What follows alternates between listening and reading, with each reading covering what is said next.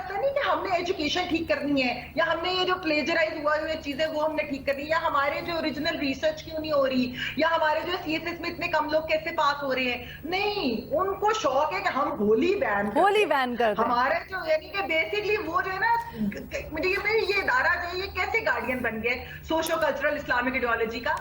यहाँ पर पाकिस्तान जो है एक मेजॉरिटी मुसलमान मुल्क है, यहाँ पर लोग नमाज पढ़ते हैं, रोजे रखते हैं, हज करते हैं। यहाँ पर एक सर्वे के मुताबिक तो 97% लोग ये कहते हैं कि वो 3 से 4 नमाजें भी पढ़ते हैं। तो आपको किस चीज से खतरा है? असल में आप इंक्लूसिविटी से डरते हैं। Rafa, let's remember the message of Purim and Holi. It's about the victory of good over evil and the universal language of love and friendship. से इस्लामी आइडेंटिटी पीछे रह जाएगी, इसलिए पाकिस्तान में होली को बैन कर दिया गया है। कलर फेस्टिवल तो बहुत छोटी बात है। हमारी यूनिवर्सिटी में, इंस्टीट्यूशन में और सोसाइटी में जो कुछ हो रहा है, आप अकॉर्डिंग टू इस्लाम के अकॉर्डिंग टू हो रहा है, नहीं हो रहा। बहुत इससे भी वियर्ड और अजीबोगरीब सिनेरियो चीज़ें हो रही हैं। तो ये कहना कि इस चीज़ को कि हम इसलिए कर रहे हैं कि इसलिए इस्लाम को नुकसान हो रहा है या कोई ऐसा, तो ऐसा कोई मतलब नहीं है। ये बस अपने आप को सेटिस्फाई करना चाहते हैं कुछ लोग। हिंदू रिलीजन का एक वो है, अपना त्यौहार है और हम उसको मना रहे हैं, that is totally not acceptable. उससे बेहतर मैं यही समझता हूँ कि हम लोगों का यही होता कि यूनाइटेड पाकिस्तान रहता, कायदे आज़म को इसको डिवाइड करने की ज़रूरत है। टाइम कम है मेरे पास। सदर जो है जी उनके सदर जो है वो इफ्तार का डिनर कराएं तो वाह वाह। न्यूजीलैंड में वो उनकी जो है वो चली जाए मस्जिद के अंदर हिजाब कर ले तो हम उसको सेलिब्रेट करते हैं। मसला हमारे माइंडसेट में जो है किस लॉ के तहत आप ये सब कुछ बयान कर सकते हैं, कहां से आपको ये सही बात का फोकस है हमारे से हमारी शक्ति आजादियां छीन ले। ये बिल्कुल रिग्रेसिव, ये गवर्नमेंट का भी माइंडसेट है और कोई इनको आइडियोलॉजिकल मसाइल नहीं है। इनको सोचना चाहिए इसके ऊपर। अल्लाह ना करे अब इस हरकत की वजह से अब फिर वो जो वहाँ पे जो मुसलमान हैं हमारे, अल्लाह ना करे अब उन पे कोई ना कोई नया पंगा खोल दें या अजानें बंद कर दें या फिर कोई इस तरह की हरकत करें।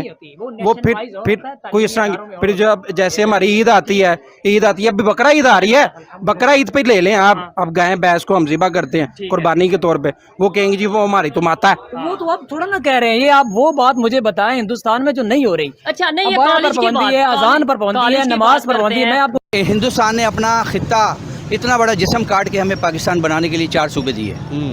हिंदुस्तान हमारी माँ है, ठीक है, ये बहुत बड़ी हम उसकी औलाद हैं।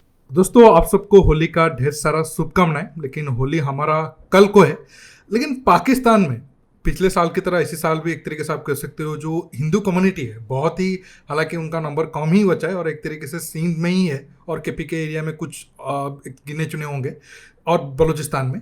हालांकि उनके ऊपर भी एक तरीके से कह सकते हो इसी साल जो पिछले साल भी बैन लगा था वो सिलसिला सेम ही रहा और उनके खुले तौर पर होली मनाने नहीं दिया गया है।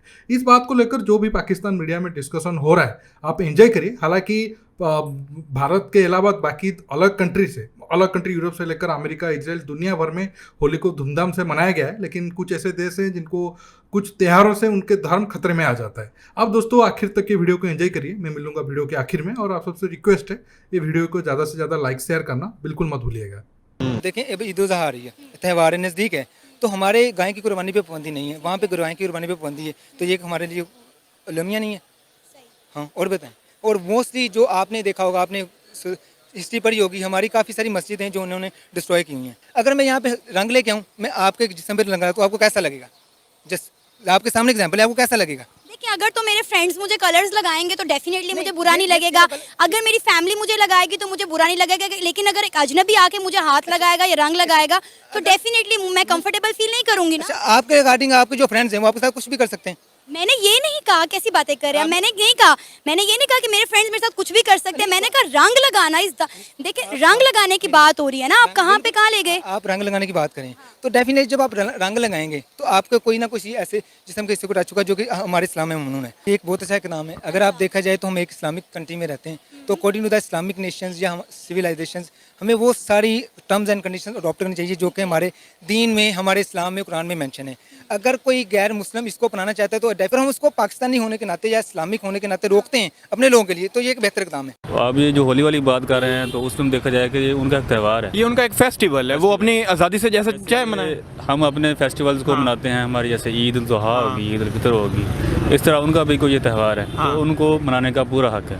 बहुत सारी कंट्रीज़ के अंदर मुस्लिम जो है उनको वैसे टेररिस्ट की नज़र से देखा जाता है और उनको एक्सट्रीमिस्ट की नज़र से देखा जाता है। उसकी रीज़न क्या है? उनकी यही रीज़न है कि एक्सट्रीम रिएक्शन जो हम लोग हर बात का दे रहे होते हैं। आप इसको कंडेम्ड करते हैं? जी जी, मैं स्ट्रांगली कंडेम करता हूँ, क्योंकि अगर किसी मुसलमान के साथ किसी और कम्युनिटी में इस तरह हो जाए तो हम कितना वो सख्त रिएक्शन शो करते हैं। उसकी रीज़न यही निहायत अफसोस वाली बात है, क्योंकि अगर ये इस्लामिक के नाम पे इन्होंने किया होगा एक्सट्रीमिस्ट टाइप के, तो इस बारे में फिर मैं तो यही कहूँगा कि नॉर्मली हम इंडिया को कंटेम्प्ट कर रहे होते हैं कि यार वहाँ पे मुसलमानों के ऊपर जी जुल्म हो रहा है, तशद्दुद हो रहा है। हम लोग यहाँ पे खुद भी तो कर रहे हैं ना। मुझे याद है कि तकरीबन मेरे ख्याल साल 1.5 साल पहले का वाक़या हुआ था कोयटा के करीब।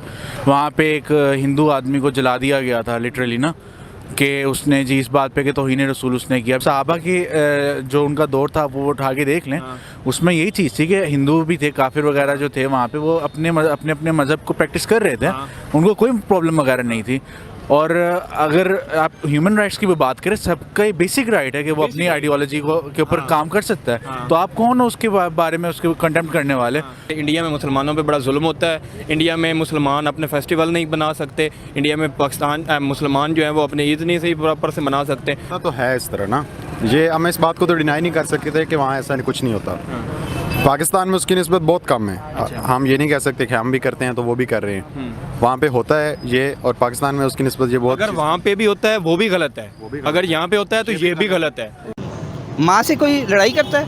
ये पता है कर सकता लड़ाई? नहीं कर सकता। माँ से कोई लड़ाई नहीं कर सकता। आज इंडिया खोले, हम दोबारा वापस चले जाएंगे। ओह माय गॉड, हम दोबारा वापस जाने के लिए तैयार हैं। अपने बुजुर्गों की कब्रों पे, वहाँ मज़ारों पे वहाँ रह लेंगे।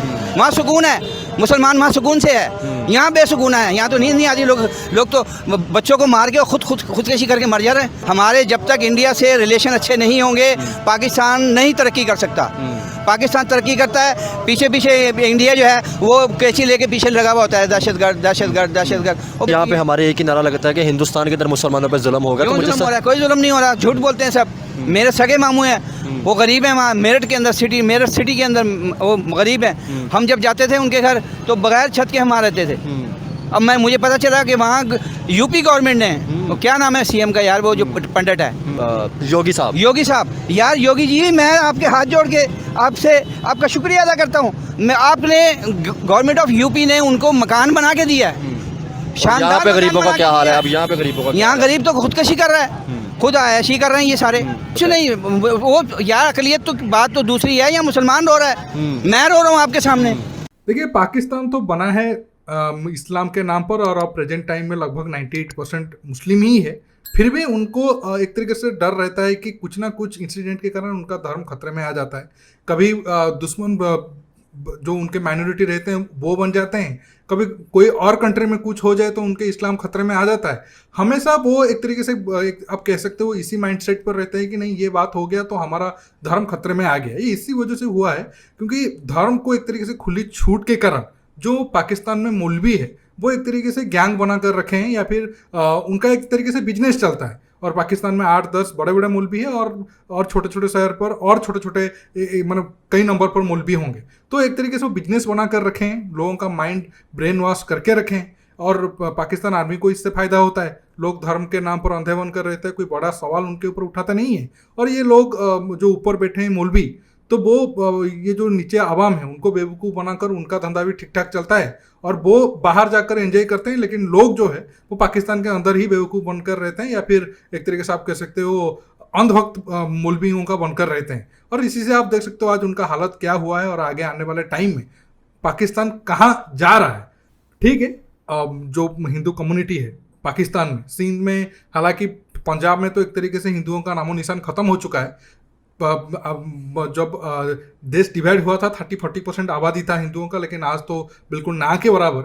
सिंध में जो नंबर था, जानबूझकर उनको भी फोर्स कन्वर्जन के थ्रू आप डेली मैसेज देखे होंगे। लड़कियों तो छोड़ दीजिए, लड़के भी सेफ नहीं है ये जिहादियों के हाथ, और उनके साथ क्या क्या होता है। हालांकि उसी चीज़ का कर्म का फल भी पाकिस्तान भुगत रहा है, फिर भी ये लोग सुधरने का नाम नहीं ले रहे हैं। और आगे आने वाले टाइम में ये जो कर्म किए हैं पिछले कई सालों से, तो ये भुगतेंगे ही। दोस्तों, आज इस पर ज़्यादा बातचीत नहीं करते हैं। आप इस टॉपिक पर जो भी राय रखना चाहते हो नीचे कमेंट बॉक्स में कमेंट करके बताइए, और ये वीडियो को लाइक शेयर करने के साथ साथ आप मेरे चैनल को सब्सक्राइब करिए, और सब्सक्राइब बटन के पास जो बेल आइकन है उसे प्रेस करना बिल्कुल मत भूलिए दोस्तों। रुकता हूँ, बहुत जल्द और एक न्यू टॉपिक के साथ मिलूंगा। नमस्कार, जय हिंद।